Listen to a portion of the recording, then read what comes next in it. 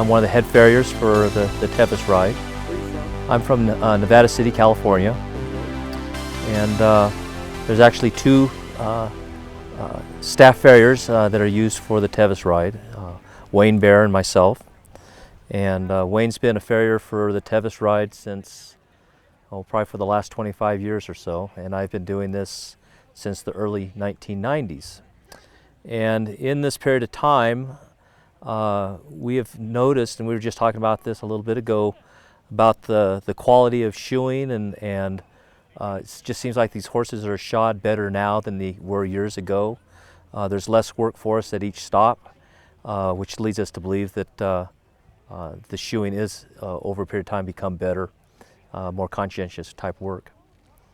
The type of things that we may see on the ride as far as problems, of course, would be pulled horseshoes, and that's usually from horses going into an environment where there's a lot of rock or roots where they're going to snag a shoe and pull it off. And so our job at the ride is to simulate or make another shoe that's comparable to what's on the opposite foot. And a lot of these horseshoes, there's all different types of shoes now. We have glue-on shoes, we have shoes that are made from plastics, they use easy boots, and then of course the traditional style shoeing with a steel shoe. Most of the horses that we see in the Tevis, most of them are shod with either a plastic pad to cover and protect the bottom of the foot, or with some sort of boot system.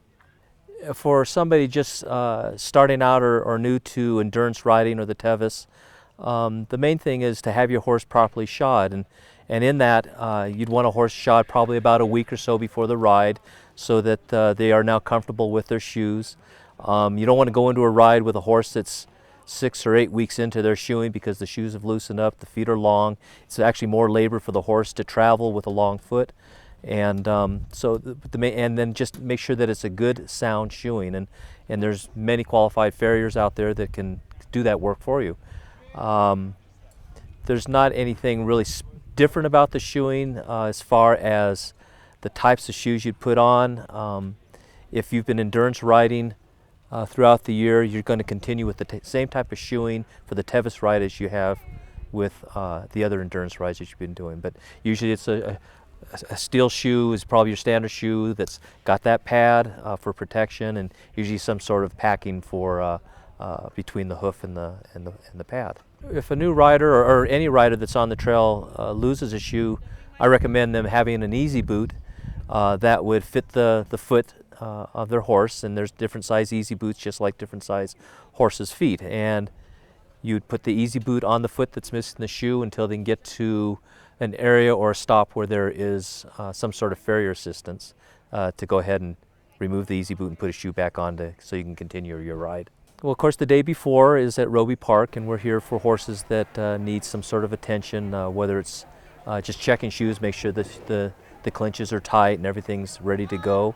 And then the next day, we start out at Roby Park, and then at that point, Wayne will head off to, I believe it's Michigan Bluff, or did they change that this year?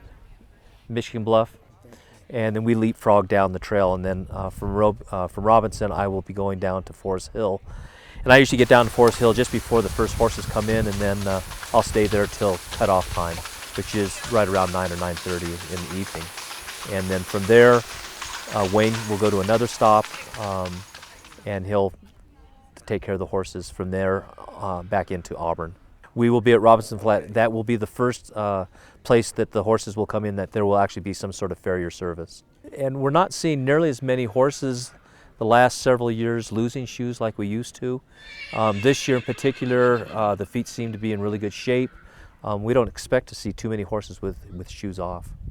If a shoe is partially off and sprung, that's a difficult answer for me to answer, because most of them won't have tools to pull the shoe off. Probably I'd still recommend putting an easy boot on. If a shoe is sprung that much, it's going to eventually come off. But the main thing is we don't want the horse to get sore. And if there's some place along the way where one of the other stops before Robinson Flat that they can get a pair of pull-offs or something to at least pull the shoe off and put an easy boot on, that would be to the horse's benefit. I don't know if it's tremendous knowledge or not, but it's been many years of a lot of fun. There's a lot of energy in the air.